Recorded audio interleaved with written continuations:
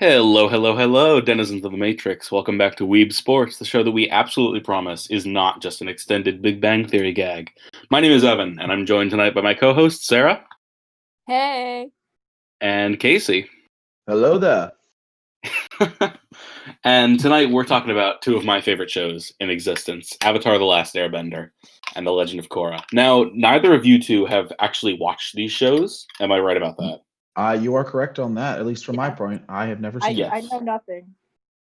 Yeah, okay. Do you know the general gist? The whole, water, earth, fire, air, Yeah. long ago, four nations live in harmony, that kind of shit? Yeah, man. Yeah. Well, I think a big part of the show, at least from where I stand on it, a big part of it kind of interacting with the show over social media was kind of thinking about the different bending styles and what kind of bender you would be and what kind of bender I would be. And to that point, tonight I kind of want to talk about the different styles of sub-bending.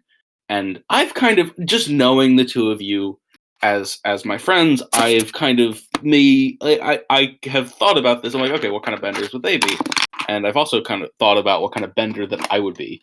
So before we get into that, anybody drinking anything good tonight? I'm drinking. I don't know why I keep bringing this up in our recordings, but most podcasts that I listen to, they're drinking something, and they're like actually drinking. I have seltzer. I have Deer Park 100% natural spring water, a 16.9 in fluid ounce bottle. Establishment. I have a 500 milliliter mason 1873. jar filled with ice water as well. See, yours is cooler than mine. Mine's boring. Yeah. Good I water. have Definitely a put a big green in 100 this calorie jar. can of Pepsi. I have some Pepsi. Cool. Pepis. God, when I'm 21, I'm gonna be drinking the good shit. What do you mean by good shit? I mean, whatever I can. That's a good point. I don't know. Alcohol. I'm gonna be drinking alcohol. The good shit. Yeah, the good shit. I'll as just be it having whatever red wine is in my house because I'm Italian and I must drink red wine. That is very. Aren't you also Irish too? Mostly You're Italian. Irish? Okay. Yeah, my first and middle name are both extremely Irish. It's like how I'm Polish, but also Greek. Like, Hey, I'm Polish too. cool. Evan, I always just assumed you were just generic white. I am just generic white. It kind of boils down from the no, actually, I say that, but I'm not. Like, my grandfather is straight up Greek, like adopted, but That's badass. biological standpoint, Greek Badass. on my mom's side. That's pretty badass. Yeah, I am kind of generic white. Like, I'm Greek and Irish on my mom's side, and just like Polish on my dad's side. If you reach too far from like the white thing, where you start getting into like both Eastern and Western Europe, they kind of just blend together into white. Yeah, absolutely. Yeah. I've got a friend who's half his family's from like Wales and the other half his family's from the Ukraine, and he just blends together and becomes. It's just a melange at that point. You lose either identity and just become white. Yep. Anyway, speaking of cultures, Avatar: The Last Airbender and The Legend of Good Korra. segue. Like I said, thank you. Like I said, two of my favorite shows of all time. Avatar is, ubiquitously considered a masterpiece. Korra should be ubiquitously considered a masterpiece. I was talking to my brother about this earlier today. Or more accurately, I was sitting on the couch watching him play Super Mario Galaxy, because that came out today. Or the remaster did. Yeah, remastered. And he suddenly brought up The Legend of Korra, because he makes a habit out of disliking the things that I like. He was like, it was just mediocre. And then okay, can I just vent about this for a second? That's what this show is. Great. We were sitting there and he was talking about, he's like, I just think Korra's boring. I'm like, well, yeah, but that's her character arc. She grows from being this super powerful demigod to being a more spiritual person, a more imbalanced person with herself.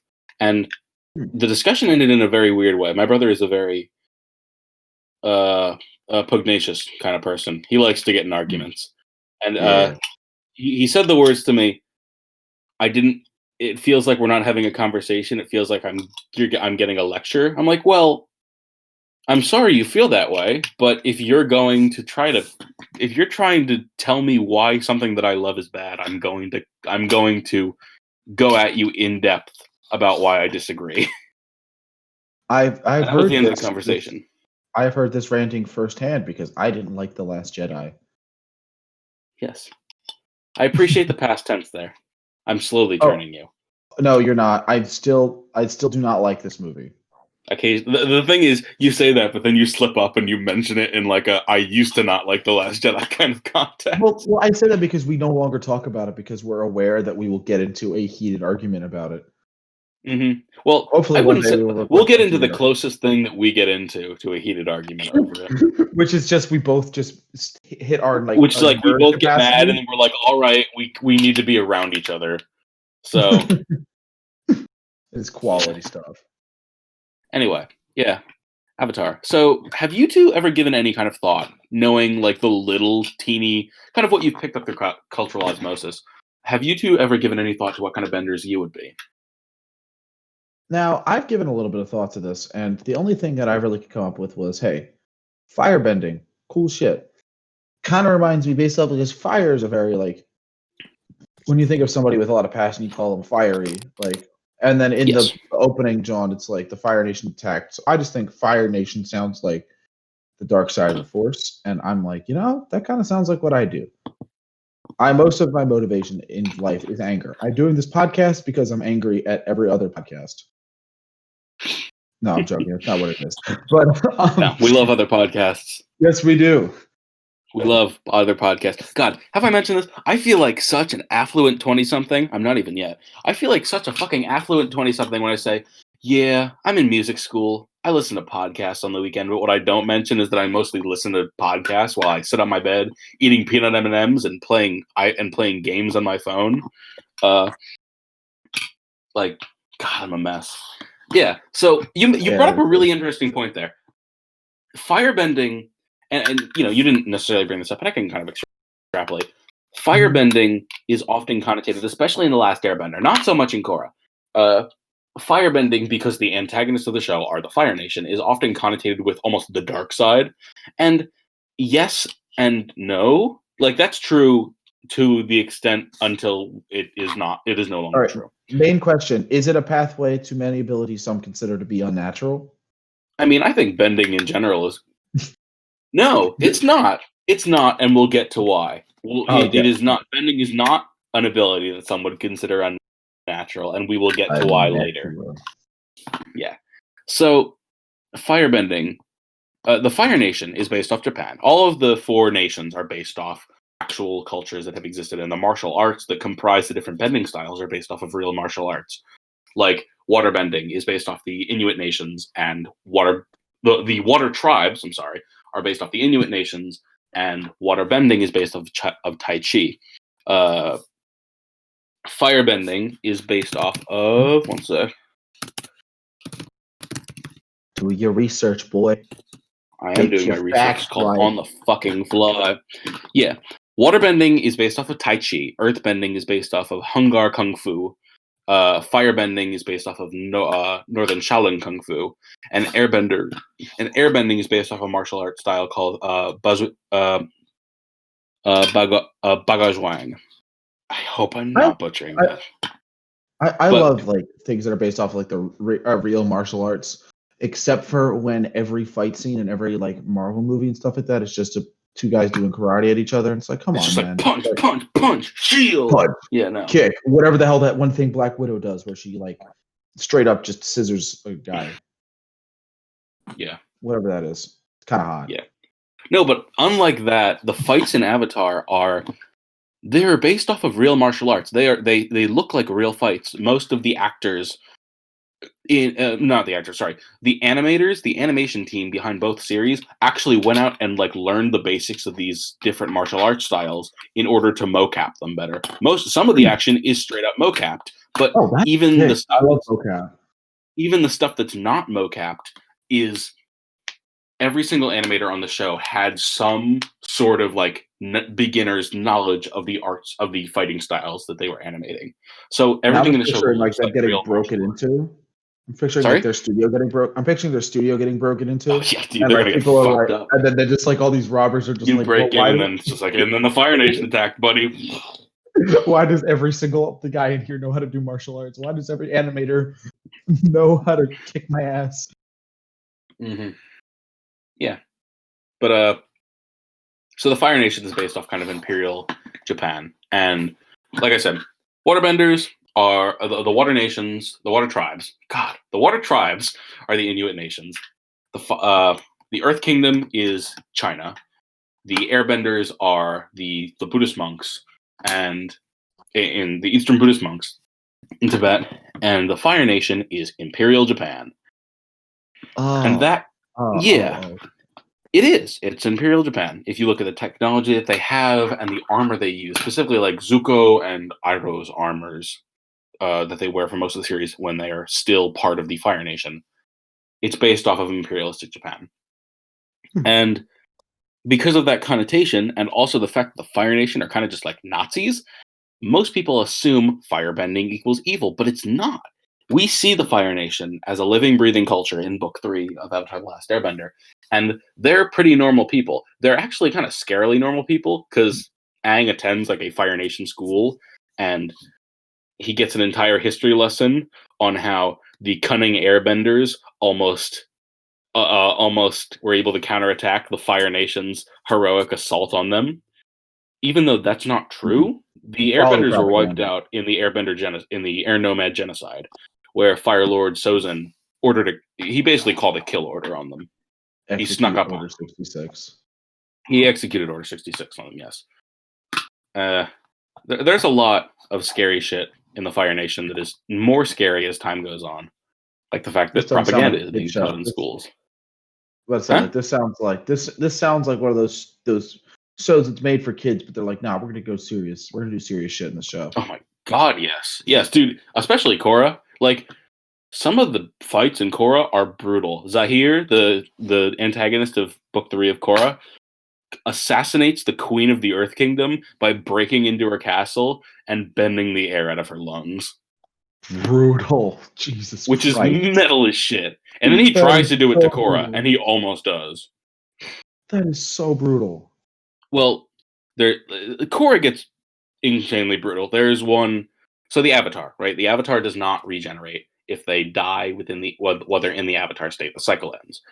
And the Avatar state activates automatically as a defense mechanism. So the plan of the villains, of the Red Lotus, the villains of Book 3 of Korra, is to chain Korra up, bend liquid mercury into her veins, into her bloodstream, which will force her into the Avatar state, because, mercury in your blood is going to fuck you up.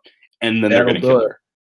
And they almost do it. And that segues really nicely into the next season, where Suyin Beifong, one of the metal benders in the show, bends like 99% of the metal out of Korra's body, and the rest of it lingers with her until she, by herself and with her own skills, is forced to learn how to bend it out. And it's a really good way of, and that's the thing that Avatar both shows. Creative. That's Avatar and Korra. Excuse me.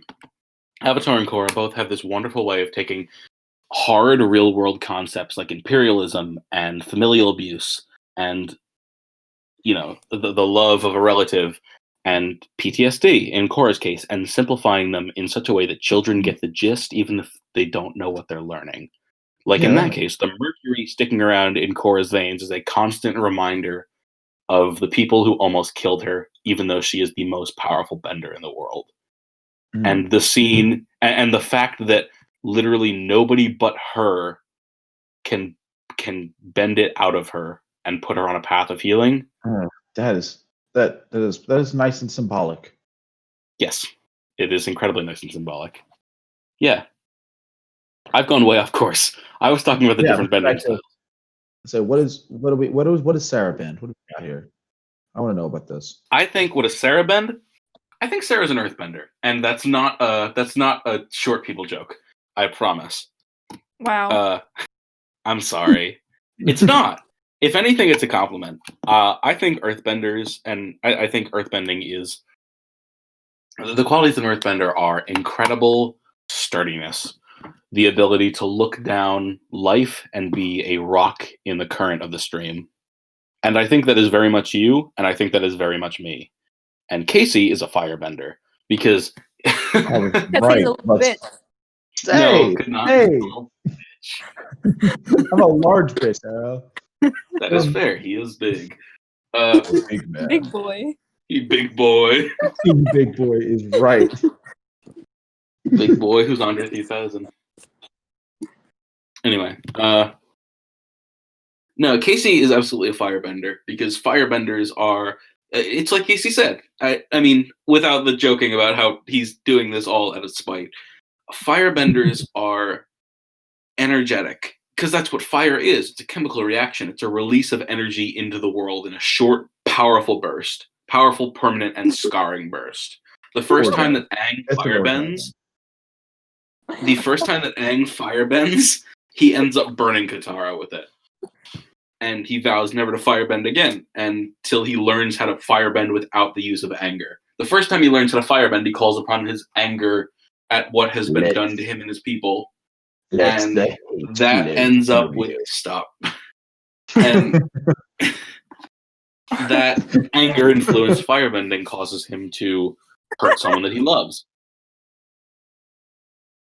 Yeah, that's so. Okay, Yeah. And so we see the first wave of firebending. Time. Firebending is, by the time of the 100 Years' War, firebending in the Fire Nation is taught through anger. It is taught that you need to picture someone who you want to see reduced to ashes and manifest the fire to do that, essentially. Jesus. Yeah. I mean, that's not literal. That's not an actual thing that happens. But that is kind of that the would be implication. a useful power as well, to just turn somebody to ash. Yeah, that's Roy Mustang from Fullmetal Alchemist. Stop mixing your weebness with the other weebness. Weeb. I'll show you the scene where he burns the dummy of Maria Ross one time, and you'll see what I mean. Well, also I realize now we can't make fun of him for being a weeb because it's literally half the title of the show. Yeah, dude. Thought up by Sarah. So good job, Sarah. Yes. Sarah thought it up. Good for you. Woo. Woo. I'm good for one thing. No, you're not. You're great for many things. You're good for a lot of things. I Sarah. wanted to say this earlier, but I didn't get to. So like so Casey's a firebender, and you were talking about how they like release like a burst of energy, and I'm like, oh yeah, Casey's got a big load of energy just to burst, just to come right out. Don't say it like that at all. Please stop. I'm in physical, mental pain from hearing that. Good. Well, what I was going to say is it's funny you mentioned that because over the course of the show, it's proven that that is not the best way to teach firebending. See, let me use Prince Zuko as an example.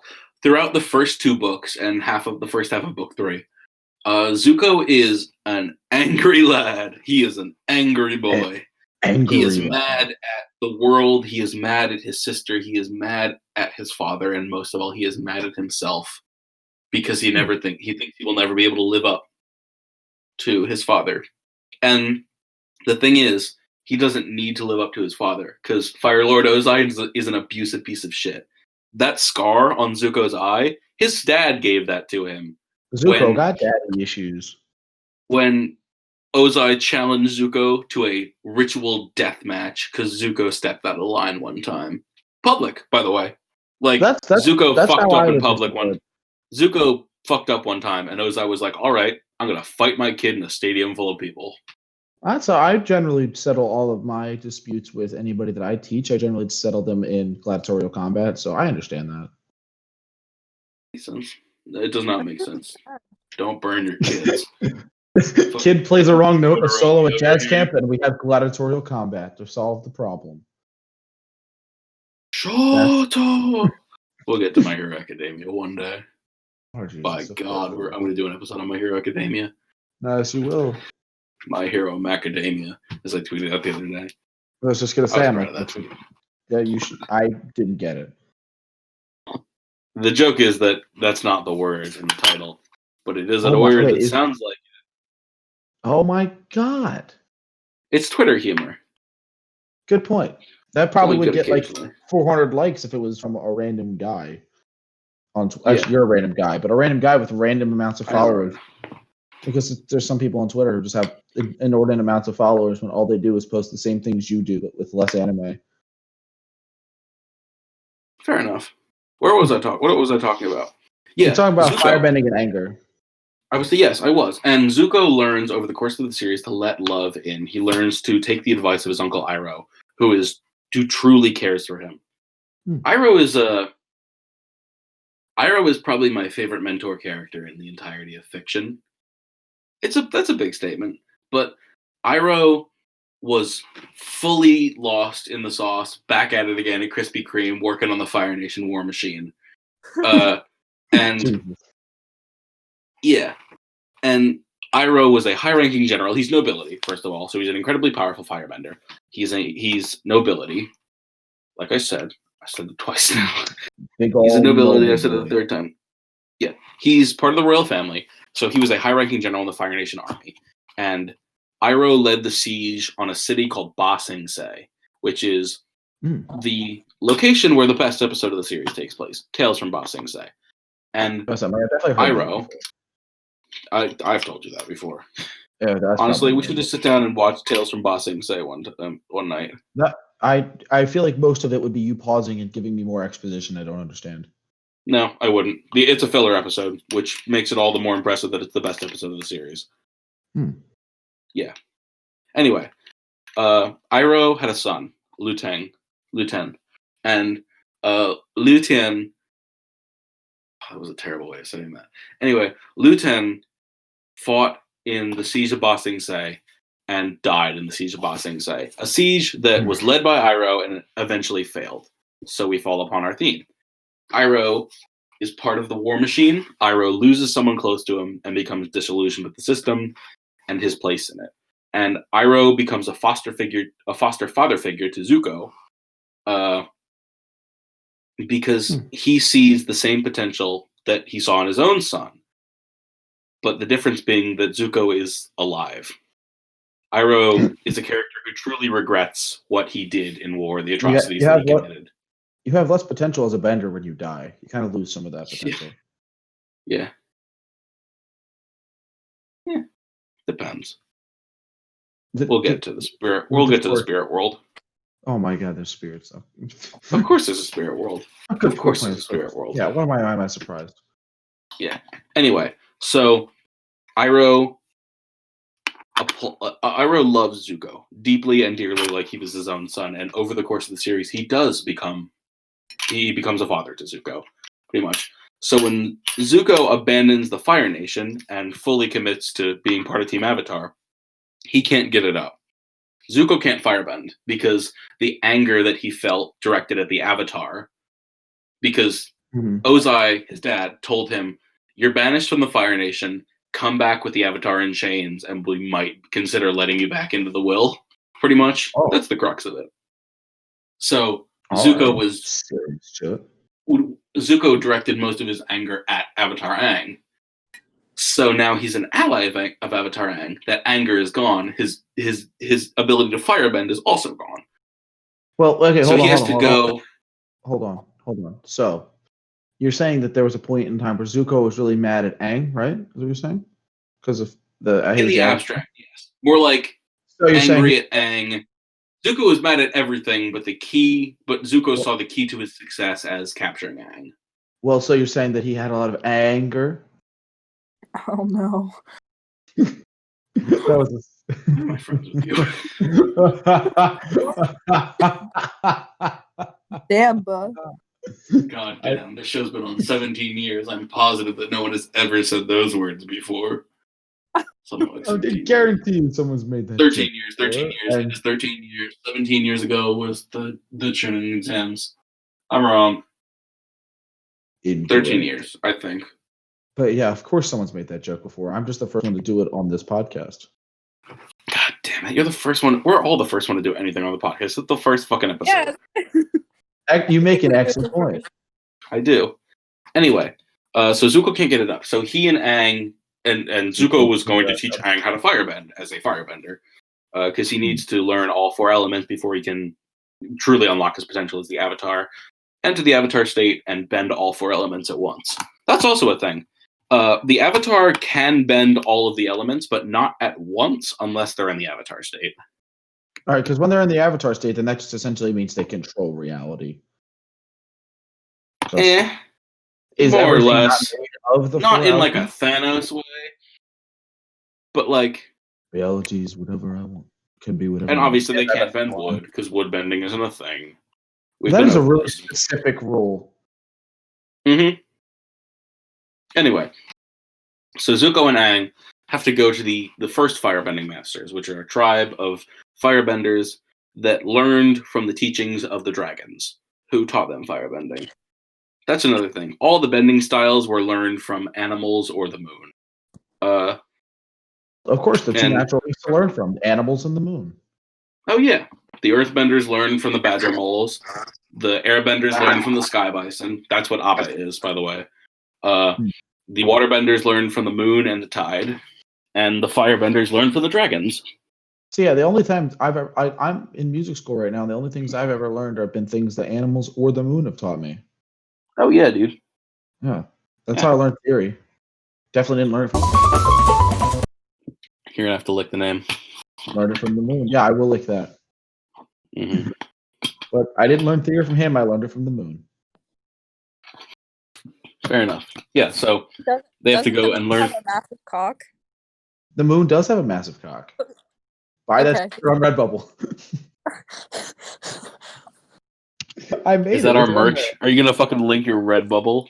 Link my Redbubble in the description. Support the show. Buy our moon has a massive cock sticker. Please don't tell me you have like a graphic design for that. Please tell me it's just word. No, I most definitely have a graphic design for that. Like a graphic design? Well, no, okay, no, not. It's not extremely graphic, but it is a design. Okay. And it's like a picture. It's like a nice aesthetic picture of the moon, with just the moon's a massive cock written on it, and it has the same energy as that screenshot of "The More You Know." It's the same energy as that. God, I can't put that on my laptop. But God, I wish I could put that on my laptop. No, I can't. Because fucking Dan the name. Because Dan see it and be like, Evan, what is that? I'd be like, Evan, please explain this shit. I'm like, the podcast. You're like, hey, Dr. K, you want to listen to the podcast? Bro, get him in the then he would freak out because he'd be like, is that Sarah? Oh my god. Is that Casey too? I know him. Oh, wait a second. we gotta get as a guest. As a guest host? Oh my god. Can you imagine? I think I would shit my pants. I've known him since I was 15. I took lessons with him in high school. That would be a weird dynamic. It would be. Yeah, considering what he said to me today that pissed me off. We'll get onto that another time. We shall. Okay. And so we shall. Continue. Evan, I believe we were talking about Aang and his journey to learn to bend all four elements. Yes, we were. Yeah, I was paying attention. You of all people getting us back on topic. Yeah. So congratulations. Aang has to learn firebending. And he does. And it's like you were saying, the firebenders are not necessarily the dark side. However, the Fire Nation is, the Fire Nation is teaching firebending through anger and not through being in touch with yourself and your emotions and your energy. And we see that in Korra to an extent, like firebending, and more specifically the subset lightning bending. And that's funny. He's showing me the sticker. The moon has a big cock. It is. Yeah, it's a nice aesthetic thing. It is, yeah. So by the time Korra comes around, by the time 171 AG comes around. By the way, dates in Avatar and Korra are designated AG, BG, before genocide, after genocide. Ag. Yeah, Ag and Boog. And so Avatar: The Last Airbender takes place around 100 AG. Korra takes place 171 AG. And by 171, but 171 years after the Air Nomad genocide. And by that time, lightning bending is you can be just a blue collar electrician. Like one of the characters, Mako, is a firebender and he's a lightning bender, and he picks up hours down at the power plant, basically bending lightning into batteries to power the city. Like firebending isn't necessarily taught through anger; it just can be taught through anger. And speaking of lightning bending, that leads nicely into kind of talking about the different subsections of the bending elements. Yeah. Firebending, like I've said, fire, shoot fire. Depending on how powerful you are, you can also fly with fire. We see a couple instances in the series. Fire? Really, you can really only do it if you're the Avatar, or if that's not what I meant. I meant like, can I just like put down some bars and spit fire that way? Like fire. Maybe you could. Good I thought you were going to be more interested in the fact that you could fly around like you have rocket boots, but. Well, that's badass too. I could be Iron Man. Well, like I said, fire. The only people we've seen doing that are the Avatar. Korra does it a couple times, sort of. More of a falling with style thing than truly flying. But this isn't flying. This is falling with style. Style, yes, that's what I was going for. Yeah, Korra does it a couple times when she's in the Avatar state in Legend of Korra, and we see Firelord Ozai do it, and some of the Firebenders do it during Sozin's Comet, which is like massively powerful comet that boosts the Firebender's power. So we got comets. That's sick. Love me some comets. Love me some comet action. Like I said, there's a whole section where the waterbenders lose, like all of the waterbenders in the world lose the ability to waterbend because the moon blows up. Like that would probably put a lot of things into jeopardy, considering that this is the physical planet of Earth, and if the moon blows up, then our Earth spins off its axis. Yes. So, like, that would suck. Mm-hmm. The moon blows up because a man killed a fish. Like, it's not that hard, guys. It's not that hard to understand. Like, yeah, it's just natural cause and effect. Man kills fish, moon explodes, Earth flies off of axis, all of the life in the universe perishes. This is just natural cause and effect, guys. Well, more like moon and ocean spirits take forms in the physical world as fish that live up in the North Pole, and Fire Nation in general kills the moonfish and the ocean fish.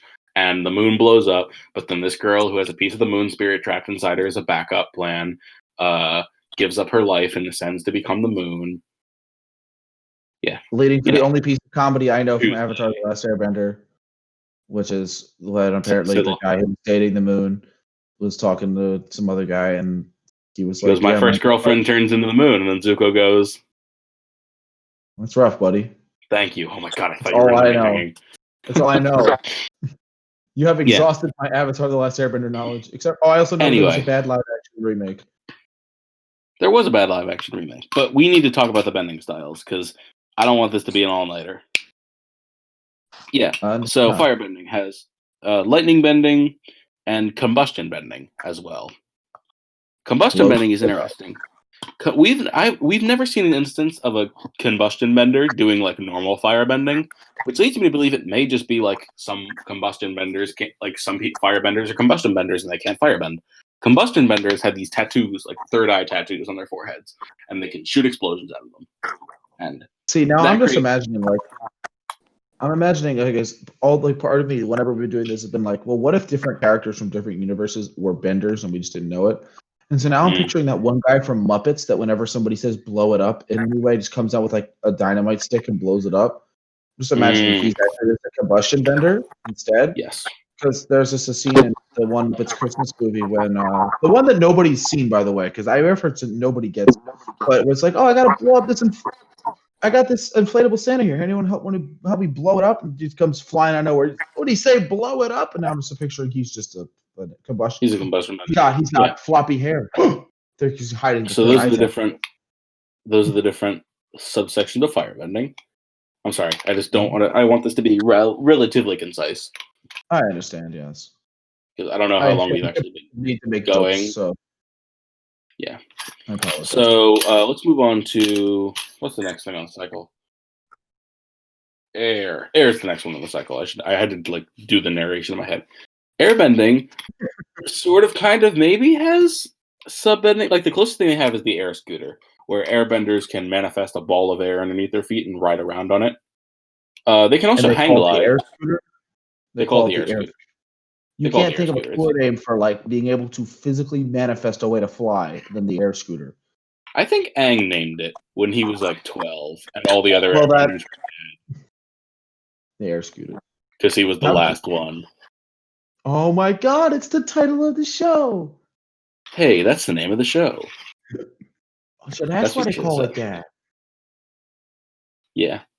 So they have the air scooter, but the airbenders kind of got the short end of the glider staff, as it were, where they don't really have a ton of sub bending. So the next one up is water. I still have to do the fucking narration. I'm fried. Water. And water bending, I've heard some people say that ice bending is a subset of water bending. I don't really think it is. We see a lot of instances of water benders throwing water, then turning it into ice. There are definitely a couple scenes in Korra where Korra bends a bubble of water like in the very close vicinity of someone's face and then freezes it. Like there are several like, ooh, that guy dead moments in Korra. Well, I feel like one of them is the guy getting his lungs obliterated. Yeah, I mean that's outside of like the obvious deaths, like the lady, like the combustion bender lady, who is fighting a metal bender, and the metal bender bends a piece of metal over her face just as she pulls off an explosion, and she blows her own head up. Jesus. Yeah. Damn, bro. Yeah, damn. But is right. The airbenders can fly. I'm forgetting about that because only 2 people have ever done it. Duh. And I don't mean like levitate. Let's rewind to the airbenders because I want to talk about Superman fly? Like Superman fly. Yeah. Only 2 people have ever done it. This guy, Guru Lahima, who lived like thousands of years before the show, and this guy who's the villain of the 3rd season of Korra is Zahir. And Zahir is a mega spiritual airbender. Zahir gets airbending after season 2. I don't want to explain harmonic convergence. Basically, there's this event every 10,000 years where good and evil fight for the dominance in the universe, and it's called harmonic convergence, and it happens at the end of the 2nd season of Korra. And as a result, kind of the world balances itself, and people in the world start manifesting airbending abilities. And all things should be. So it goes from there being only one family of airbenders, namely Aang's son Tenzin and his family, to there are suddenly like there's a new air nation. There's a culture of airbenders just spread out from all over the world. And among like the good people who get them, one of the guys who gets airbending through harmonic convergence is this guy named Zahir, who is mega evil. Like Zahir is that thing I keep talking about where he bends the air out of the queen's lungs and kills her? That's Zahir.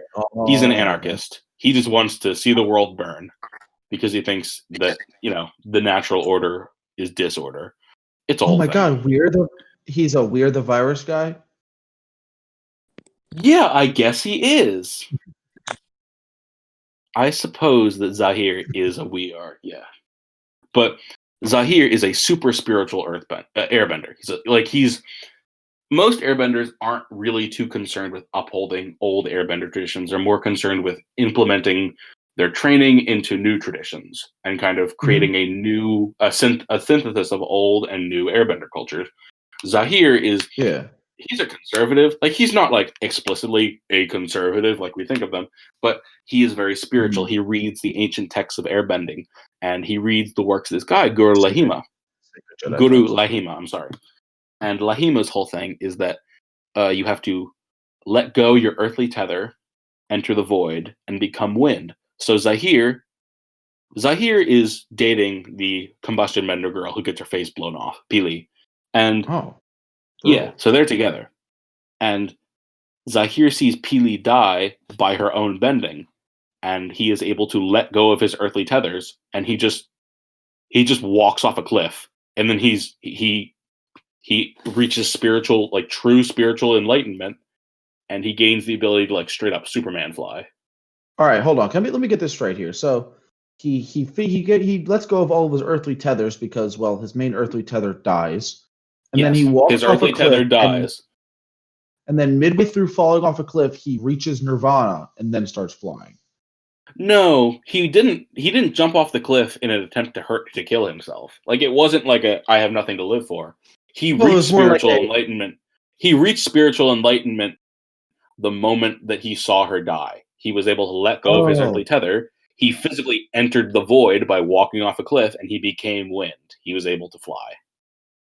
Oh, I didn't realize I was as literal as that was. I didn't know that was a literal interpretation. Yes. I mean, maybe it's not. Maybe that's not how Lahima did it in his day, but Zahir is a very literal person. Zahir is kind of dumb as shit. Like, he's cunning, but because Legend of Korra villains are poorly written, and I could go for hours about that. But the villains in the Legend of Korra, the villains in the Legend of Korra are either not committed to their ideals and are actually secretly fascist, are straight up fascist, or are committed to their ideals, but their ideals are dumb as shit. And Zahir falls into the third category. Zahir has this very naive belief that if he kills the Earth Queen, the people are going to revolt, and suddenly no power structure will be in place, and like a great thing will arise from the ashes that he has created. And never, your plan should never involve the people revolting based off of something you do, unless you're specifically leading that revolt. Never. You want to know the real fucking kicker? What's the kicker? Guess how long it takes Ba Sing Se to be in fucking flames after he kills the queen. Like, that's the thing about Korra. This is the bad part of Korra. In that Zahir's right in assuming the people will revolt if there's no more queen. Right. I thought he was going to be wrong. Yeah. Like, wouldn't that be kind of nuanced? Yeah. No. This is what I mean when I say that the villains are the worst part of the show. Like, Zahir kills the Earth Queen, and then exactly as he predicted, nobody is paying attention to the old system anymore. Even the fucking palace guards. There's one scene where this group of people are like, "We want the treasures of the palace. We're breaking in." And the palace guard is like, "Hey, I know where all the good shit is." Like, nobody is like, not even the palace guards are like, "Hey, we're going to restore." Because the thing is, the queen has a fucking heir. Oh. Like, there should be power structures to just keep the power structure going. Like, if you kill the president, it's going to be pandemonium, but the vice president is going to step in. The Secret Service isn't going to be like, "Hey, bitch, you know, time to loot the White House and sell the furniture on eBay." Like, the Secret Service isn't just going to like form a coup. They're just going to like, they're going to keep order. That's something I would be totally fine with people clipping out of context. Like, the phrase, the Secret Service isn't going to be like, "Hey, bitch." It turns out actually we're going to be on @FreezingColdTakes Instagram in a couple months when Trump dies of a heart attack, and then the Secret Service and just. It turns out Zahir was fucking right. Like, turns out the Secret Service actually don't care, and the entire White House is just on fire. Jesus Within like an hour. Yeah, this is a long-winded way of This was a long-winded way of saying. Cut out, but I got the gist. I was like, There's a long way of saying that the airbenders can fucking fly, but only if they're like spiritual, like super spiritual. Like, we only see like Aang. Now, there's an argument to be made that we see Aang fly in the Avatar state at the end of the show when he's fighting Fire Lord Ozai. But there's equally a valid argument to be made that A, that's the Avatar state boosting the shit out of him, or he's actually just creating a tornado. Because that is the thing that airbenders can do. They can create tornadoes to like levitate themselves. There's a difference between that. That's probably the main thing. Like, yeah, the airbenders can levitate themselves. Zahir can fly like Superman. We see him do it. Oh, wait, I have a bending question. Yes. Okay. Which kind of bending does do hurricanes fall under? Because those both seem like something, because they're wind, most of it is wind, but then the rain and the fact that clouds are involved is all water. So which type of bending do you have to be able to create a hurricane? Because we see airbenders make tornadoes, and I know it's not quite the same thing. But well, yeah, you have the same like type of clouds for that, yeah. Airbending is very fleeting. It's very natural. It's very much like a storm in the sense that it's a completely natural phenomenon that can kind of barely be controlled. Mm-hmm. You know what I mean? I think if storm bending was a thing, it would be a subset of airbending. But even then, I don't really see the use in how storm bending would be, because Lightning bending is already a fire bending ability.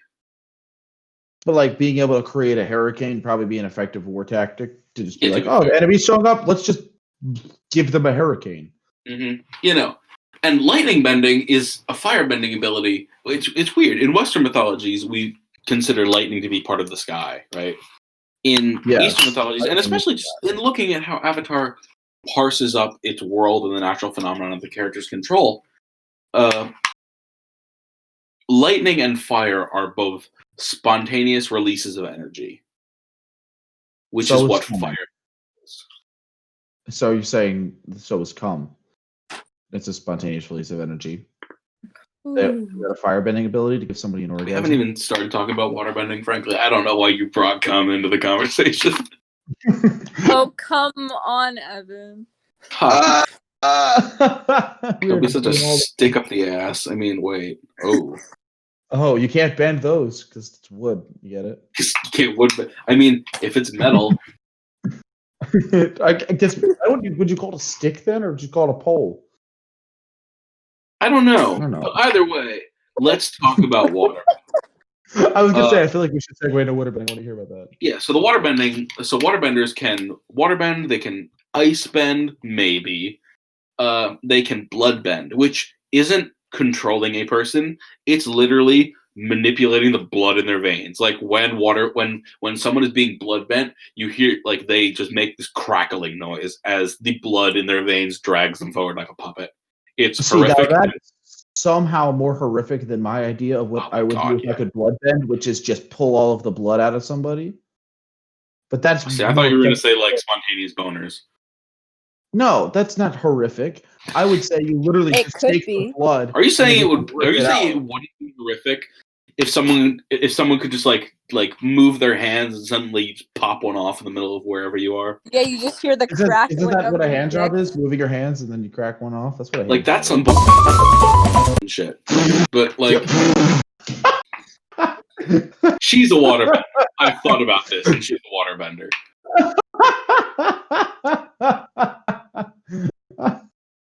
I'm sorry. I realize that joke will not land in the podcast because we will not be able to show that name, so the joke won't land. It's gonna be like that's really like shit. I think that actually might be better. That is some do that shit. That might be better. Yeah. So bloodbending, and they can also heal because water, and kind of in a weird way, I can connect this to The Great Gatsby, which is always a fun thing to be able to do.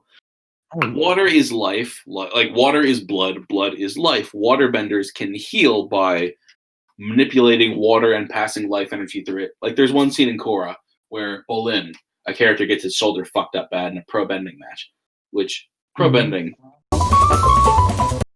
and waterbenders can heal, right? So yeah, it's cool. Earthbending is my element. I think I would be an earthbender. If I could bend, I think I would be an earthbender. I'm a very solid person, literally and mentally. I'm a big boy, and that's a lot. You're not a big boy, Sarah. You're not a boy, so you can't be a big boy because half the qualifications aren't met. Yeah, I can do whatever I want. She's a strong, independent earthbender who will bend you into the sun. I don't want to be bent into the sun. That sounds painful.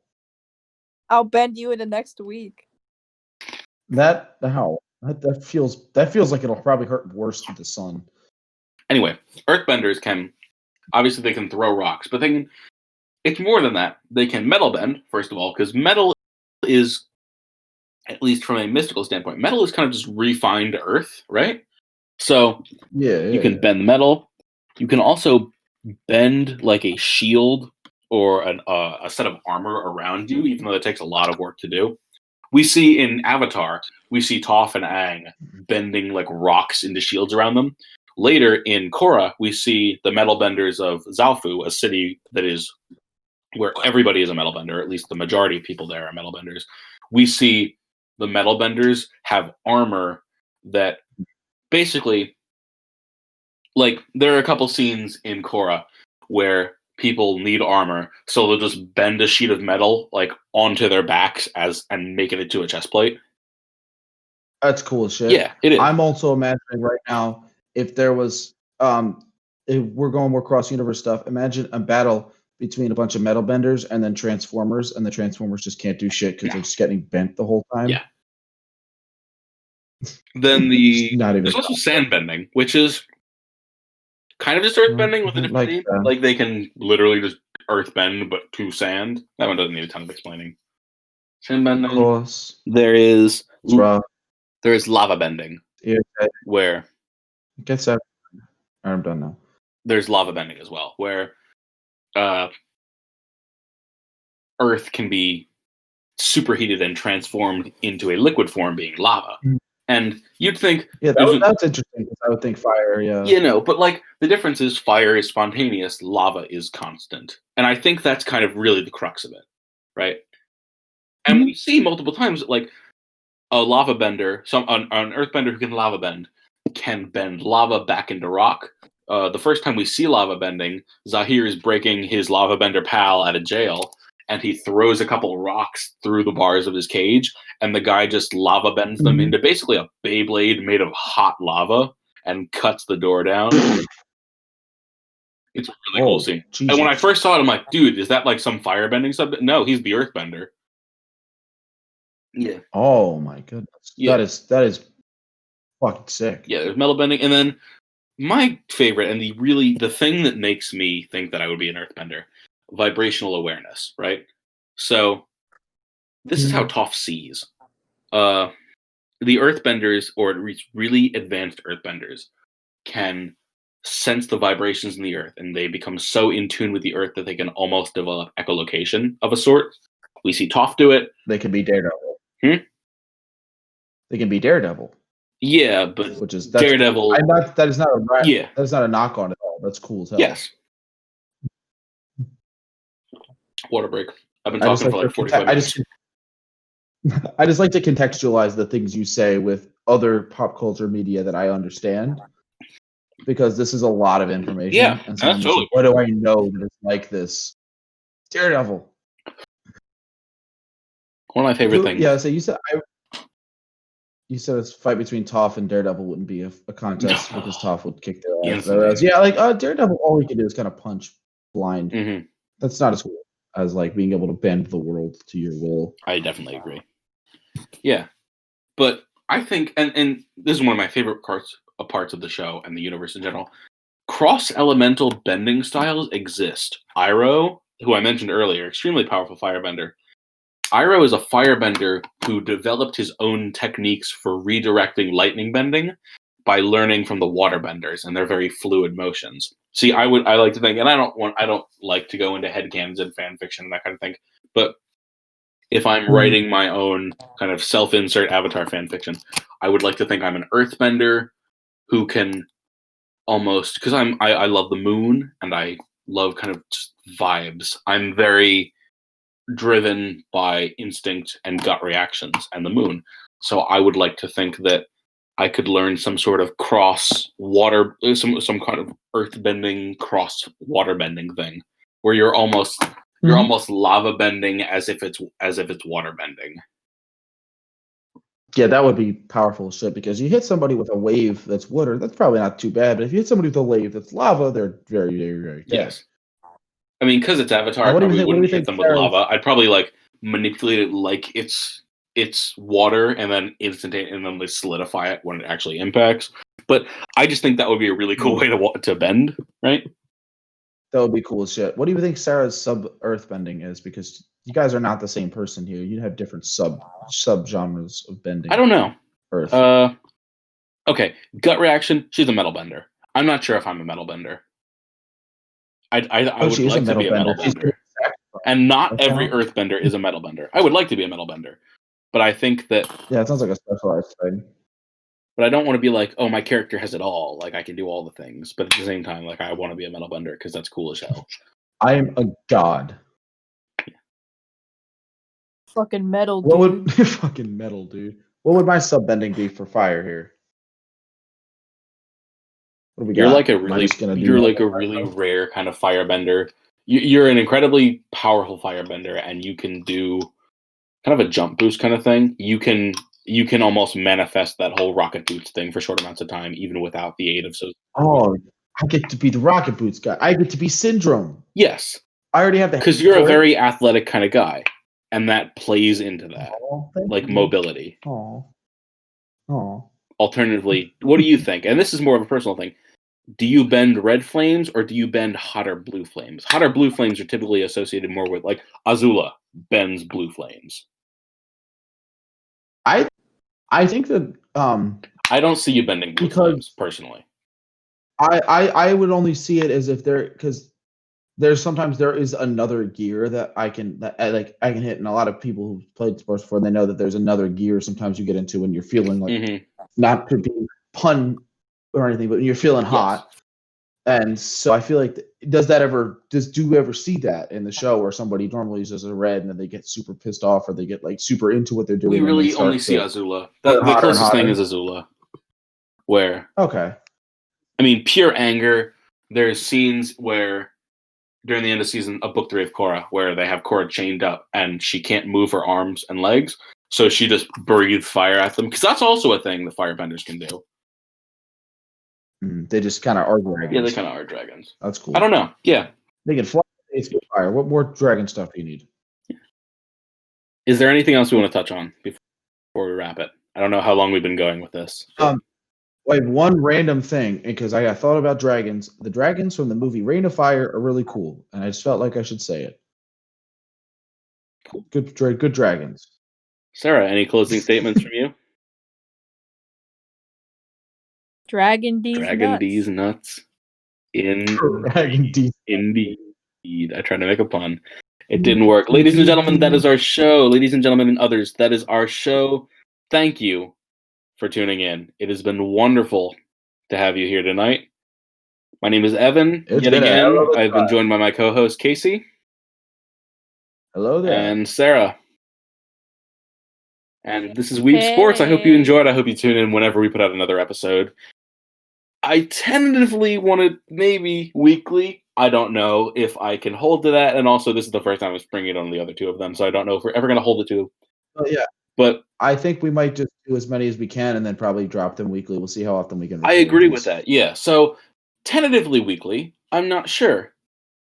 Hell, I honestly, if no one even watches this, I'll still do weekly episodes. This is fun as hell. I'm going to be perfectly honest. This is fun as hell. I'm enjoying myself. Sarah, are you enjoying yourself? Yeah. Yeah. Hell yeah. So, like I said, ladies, gentlemen, humans, that's our show. Next episode, Casey's going to be hosting, and he's going to be talking about whatever the fuck he wants. We kind of do these kind of... Next week, I bend Sarah into the sun. Next week, Casey will bend Sarah into the sun. It's been wonderful to have you here. Have a good night. Sleep tight. Be kind. And unwind. Love you all, and thank you for listening. Mwah.